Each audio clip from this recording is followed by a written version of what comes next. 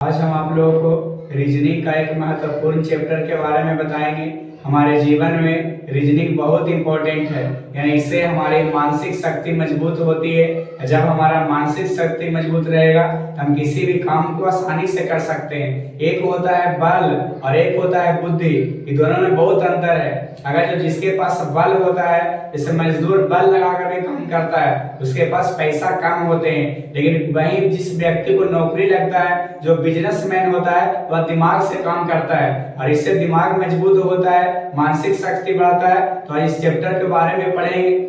आज जो चैप्टर पढ़ा रहे हैं जिसका नाम है श्रेणी क्रम, और जो श्रेणी क्रम है वह रीजनिंग का दूसरा चैप्टर है। पहला चैप्टर अल्फाबेट था, हम उसको आपको अच्छी तरीके से पढ़ा दिए हैं, और यह जो चैप्टर है वह अल्फाबेट पर ही आधारित है। सबसे पहले जानेंगे कि श्रेणी क्रम किसको कहते हैं। श्रेणी क्रम को इंग्लिश में सीरीज कहते हैं। करा कि निश्चित क्रम में व्यवस्थित शैली को ही हम श्रेणी क्रम या श्रृंखला कहते हैं। निश्चित क्रम में यानी हम कह सकते हैं कि किसी नियम के अनुसार किसी भी रीजनिंग का प्रश्न रहेगा, उसमें कोई ना कोई एक नियम लगेगा, यानी किसी नियम के अनुसार अगर जो सीरीज को सजा दिया जाए तो उसको हम क्रम कहते हैं, श्रृंखला कहते हैं। जैसे सीढ़ी देखते होंगे एकदम सब समान दूरी पर इस तरीका से दिया हुआ रहता है, ये ना कि एक छोटा एक बड़ा है, ऐसे नहीं, सब समान दूरी पर, यानी एक निश्चित क्रम के अनुसार हम किसी को भी सजाएंगे वह उसको हम कह देंगे श्रेणी क्रम। या रीजनिंग में श्रेणी क्रम होता है जो 3 प्रकार के होता है। सबसे पहले संख्या श्रृंखला, दूसरा में है अक्षर श्रृंखला और तीसरा में है विविध श्रृंखला। सबसे पहले जानेंगे संख्या श्रृंखला के बारे में। संख्या श्रृंखला को इंग्लिश में हम नंबर सीरीज बोलते हैं। नंबर सीरीज किसको कहते हैं? तो संख्या के अंतर्गत आने वाले श्रृंखला को हम संख्या श्रृंखला बोलते हैं। यानी इसमें जितना भी आएगा, जितना भी एलिमेंट इसमें आएगा, जितना भी शैली इसमें आएगा, सब संख्या ही रहेगा। और आपको मालूम है कि संख्या किसको कहते हैं? जो अंकों से मिलकर के बनता है, यानी अंकों की कुल संख्या 10, और इस 10 अंक से जो मिलकर के बनेगा वह संख्या कहलाएगा।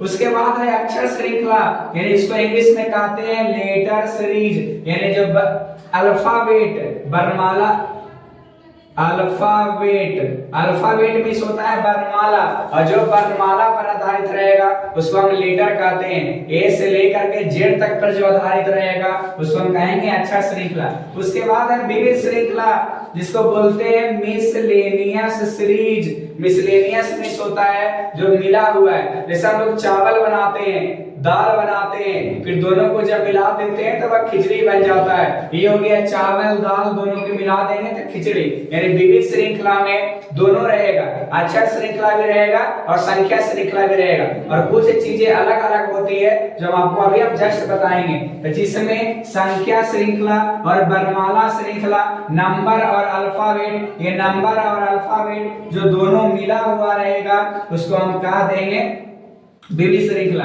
हम आशा करते हैं कि आप श्रेणी क्रम के भेद, संख्या श्रृंखला, अक्षर श्रृंखला और विविध श्रृंखला आप अच्छी तरीका से समझ गए होंगे। उसके बाद हम लोग क्वेश्चन को देखेंगे।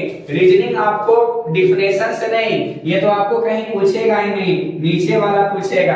यानी रीजनिंग हम तभी भी हम सीख सकते हैं जितना ज्यादा प्रैक्टिस करेंगे। अब practice makes a man perfect, यानी वही आपको परफेक्ट बनाएगा। सबसे पहले इस क्वेश्चन को देखेंगे। देखिए कि लेटर इस संख्या लिखा गया है, इस संख्या श्रृंखला है। देखते हैं इसमें 2 जुट रहा है, 4 जुट रहा है, 2 जुट रहा है, 4, यानी हम कह देंगे कि 2 4 2 4, फिर 2 जोड़ देंगे तो हो जाएगा 16।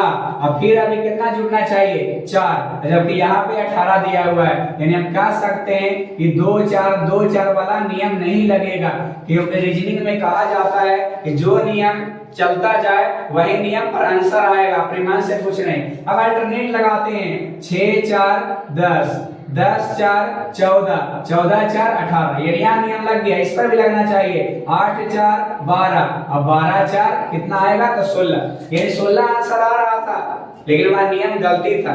यानी हमको रीजनिंग आंसर नहीं खोजता है, आपको नियम खोजता है। अगर जो 16 भी आपको उस नियम से आया था, 18 भी कोई नियम से आया था, तो वह 18 ही सही होता। आशा करते हैं कि आप ये समझ गए होंगे।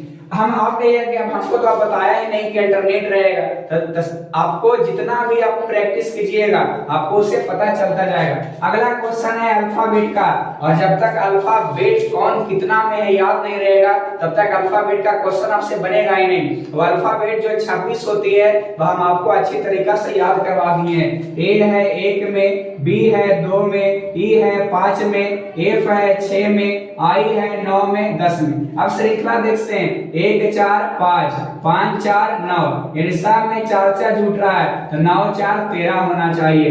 2 4 6, 6 4 10, सब में 4 4 जुट रहा है तो यहाँ पे भी 4 जुटेगा तो 14। 13 में कौन है तो है एम, और 14 में कौन है तो एम, यानी इसका आंसर हो जाएगा एम और एम। आशा करते हैं कि आप ये समझ गए होंगे। उसके बाद नीचे से देखेंगे इसमें 12 6 18, 18 6 24, 24 6 30, और 30 में जब हम 6 जोड़ेंगे तो 36 तो आएगा, लेकिन आगे भी देखते हैं जोड़ करके कि आता है कि नहीं। तो 36 6 42, यानी इसका आंसर हो जाएगा 36। कि एक नियम अगर जो सब में लग गया वही रीजनिंग का पहचान है। अगला देखिए इसमें 2 जुट रहा है, इसमें 1 जुट रहा है, इसमें 3 जुट रहा है, इसमें 4 जुट रहा है, हमको पता नहीं चल रहा है 2 1 3 4। रीजनिंग में अगर जो आपको क्वेश्चन बनाना रहे सबसे पहले आप जोड़िएगा, उसके बाद आप घटाइएगा, उसके बाद जब फास्ट से सीरीज बढ़ता रहे ये रहे जी 30 हो जाए, ये 60 हो जाए, तब गुना कीजिएगा और भागा कीजिएगा। जब इससे भी नहीं होगा तो स्क्वायर कीजिएगा, इससे भी नहीं होगा तो क्यूब कीजिएगा, और इससे भी नहीं होगा तो अल्टरनेट। यानी रीजनिंग बनाने का यही 5-6 नियम है। अगर जोड़ेंगे, घटाएंगे, गुना करेंगे, भागा करेंगे, उसके बाद अल्टरनेट करेंगे, उसके बाद स्क्वायर करेंगे, उसके बाद क्यूब करेंगे। इतना नियम से बाहर जाएगा ही नहीं तो संख्या का अलग अलग स्थान चेंज होगा, इससे बाहर नहीं जाएगा।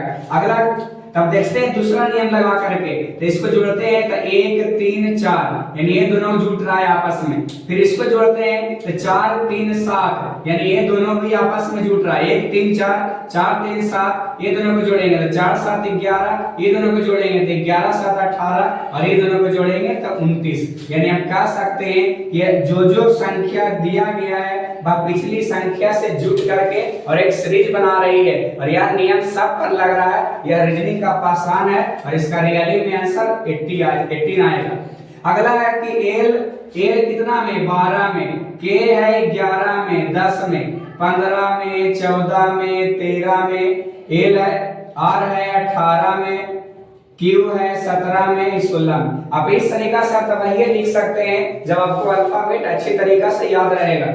12 3 15, 15 3 18, 18 3 21, 11 3 14, 14 3 17, 17 3 20, 10 3 13, 13 3 16, 16 3 19। 21 में कौन है तो यू है, 20 में कौन है तो एस है, और 19 में कौन, 20 में कौन है तो टी है, और 19 में कौन है तो एस है। यानी हम आशा करते हैं कि आप यह भी अच्छी तरीका से समझ गए होंगे। सब में 3 3 जुट रहा था, इसमें भी 3 जोड़ दिए, 21 20 19 और एस टी यू। इसका आंसर होगा यूटीएस। अगला क्वेश्चन है, हाँ अब देखिए मिसलेनियस वाला है, इसमें दोनों मिला हुआ है, लेटर भी मिला हुआ है, अल्फाबेट भी, ए बी सी। अभी कितना हो जाएगा डी, एक जुट रहा है, 2 3 4, अभी कितना हो जाएगा 5, पी क्यू आर, अभी हो जाएगा एस। यानी सब में कितना जुट रहा था तो एक जुट रहा था, और एक जुटना यानी एक नियम पर लग रहा है, या रीजनिंग है। इसका आंसर हो जाएगा D5S।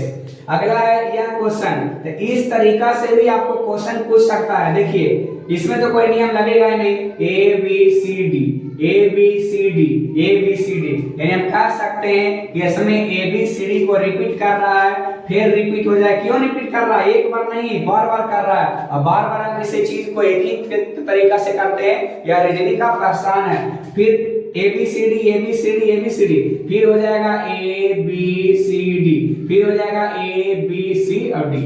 यानी यह नियम पर लग गया, और यह है जो किसके अंतर्गत आता है तो विविध श्रृंखला, यानी अपने किसी भी को भी रिपीट करते जाएगा। अगला देखिए 4 8 7 6, 4 8 7 6, फिर 4 8 7 6, 4876 487, यानी जितना दिया हुआ है सब पर यह नियम लग गया है। या हम आशा करते हैं कि आप इसको अच्छी तरीके से समझ गए होंगे। और एक ही नियम अगर जो सब पर लग जाए, अब 110 अगर जो ऑप्शन आपको नहीं भी मिलेगा, और अगर जो एग्जाम में तो ऑप्शन नहीं मिलेगा, इसका मतलब नियम दूसरा लगेगा। लेकिन अगर जो आप अपने से लाए और इसका नियम आप अगर जो अच्छी तरीका से आपको पता है, वो आपका आंसर सही है। यह रीजनिंग का पासान है।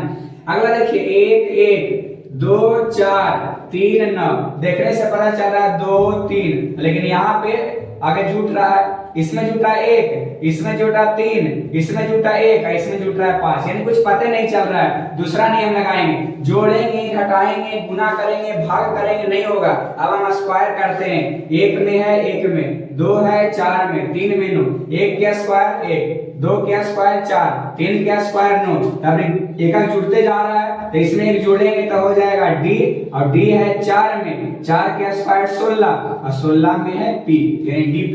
आशा करते हैं कि आप यह जो सीरीज का जो हमारी इस क्लास में आपको पढ़ाए, आशा करते हैं कि आप अच्छी तरीका से समझ गए होंगे। जितना भी इस मेरा वीडियो जाएगा @ द सौरभ सर चैनल पर, आपको आसानी से सब अच्छी तरीका से समझ में आएगा। और आप इस चैनल को हमेशा इस पर जुड़े रहिए, आपको प्रत्येक चैप्टर को अच्छी तरीका से बताया जाएगा, चाहे वह जॉन चैप्टर हो। आशा करते हैं कि आप संख्या श्रेणी, अक्षर श्रेणी, विविध श्रेणी अच्छी तरीका से समझ गए होंगे। आज के लिए यहीं तक, जय हिंद।